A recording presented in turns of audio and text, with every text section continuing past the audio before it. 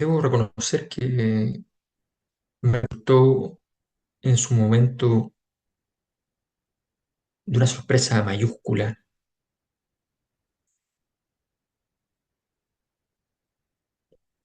Ella tenía, no sé, 17 años, creo yo, cuando me tenía ganas hace tiempo, había leído un par de libros que estaban en casa, no sé si eran de mi abuelo o de mi tío, pero estaba ahí algunos libros de Freud y tenía un par de obsesiones con obras completas y quería comprarme las obras completas de Freud. Así es que en un momento no pude comprarme las obras completas, pero encontré a razonable precio en San Diego Tótem y Tabú. Y llegué, me lo leí en la casa.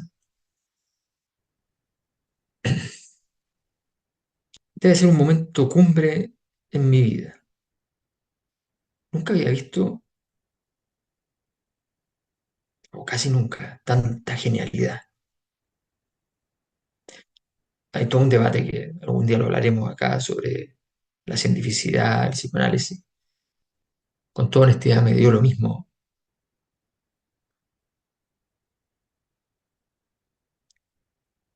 Voy a resumir muy en breve el ejercicio intelectual.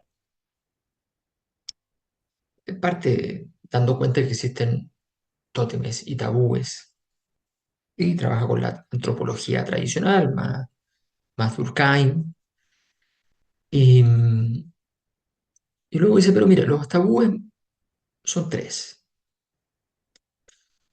El poder es un tabú, la muerte es otro tabú y el sexo es otro tabú. ¿Cómo se configuraron esos tabúes?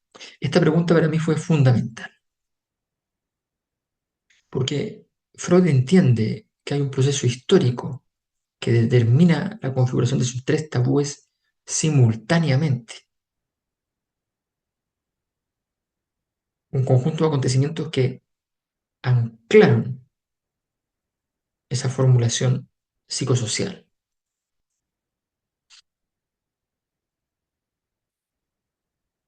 Y luego viene el ejercicio en el cual entonces Freud dice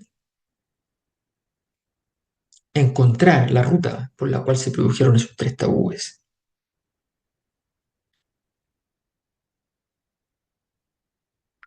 En la tribu, el macho alfa, normalmente el padre de todos los demás, porque posee a todas las mujeres y gobierna sobre todos los hombres.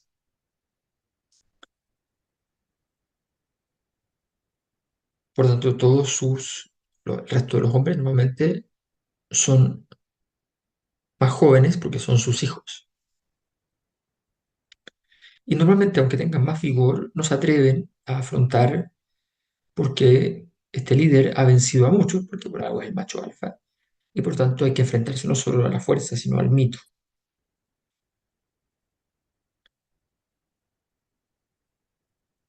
Pasaba de vez en cuando, y eso está registrado y es algo que le sorprende a Freud, pasaba de vez en cuando a nivel de los monos que no somos nosotros, digamos, de los otros monos, se había detectado que bajo ciertas condiciones, cuando, por decirlo así, la dictadura del padre era demasiado ostentosa, a escondidas de las mujeres se rebelaban todos juntos los hijos y mataban a traición, no en un torneo, no en una justa, no en una competencia, no en un duelo, sino que a traición por la espalda, y entre todos mataban al padre. Y luego de matar al padre, Se tiraron todos estos simios encima y se lo devoraron, se lo comieron, a una velocidad sorprendente, sin dejar siquiera manchas de sangre. Desaparecido. Esa furia, ese frenesí, por supuesto le interesó a Freud. Imaginó que estos hijos querían ser como el padre. Ya les tocaría la disputa y ver quién era quién. Pero el padre tenía atributos eventualmente en su cuerpo, en su historia, que podían ser traspasables y por tanto comerte más trozos de tu padre podía ser bueno.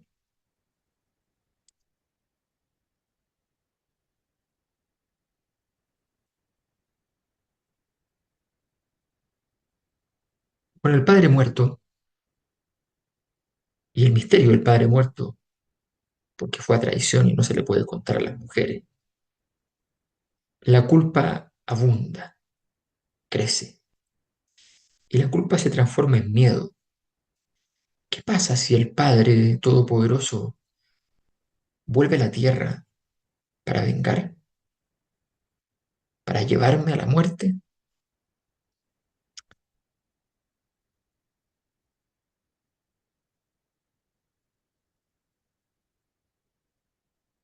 Freud empieza a dibujar así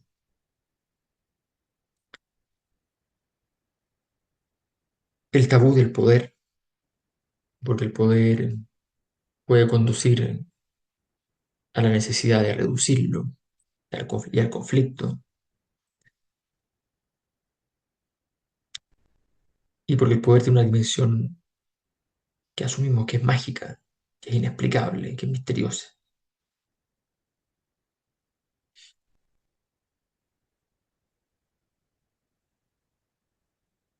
De pronto,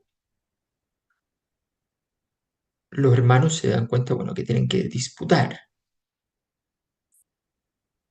el poder. Habrá un torneo y quien gane será el nuevo macho alfa.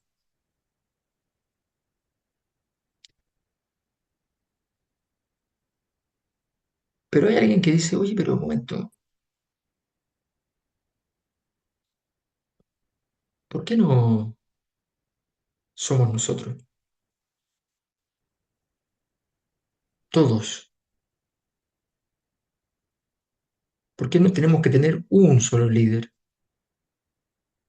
¿Por qué tenemos que hacerlo con ese líder teniendo el acceso a todas las mujeres y el poder sobre todos nosotros? Surge así el segundo momento de esta rebelión, la organización. Pero eso supone un tabú. La razón fundamental por la cual este problema se produjo fue el sexo. El sexo es un problema. El sexo queda prohibido dentro de la comunidad.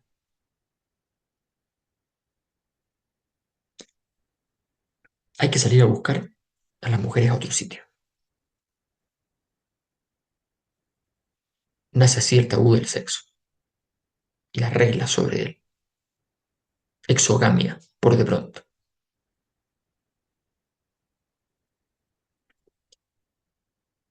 El tabú de los muertos se explica solo.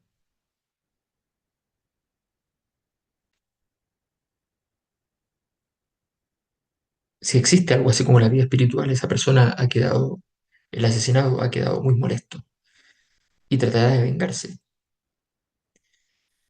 Por tanto, hay que respetar a los muertos y tenerles temor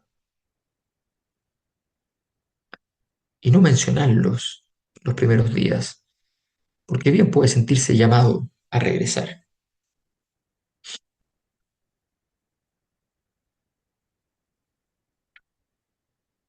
El final del libro es emocionante también desde el punto de vista intelectual, al explicar cómo las bases narcisistas del ser humano podrían haber permitido que esta historia fuera incluso simplemente una historia meramente cultural y ni siquiera con acontecimientos ciertos. Sin importar aquello, a mi juicio, la magnitud del libro, la calidad de la escritura, habrá que decirlo, Al principio un poco pesado, pero después increíble. Las ideas propuestas fueron tan extraordinarias que sencillamente nos regalaron uno de los grandes libros de la historia.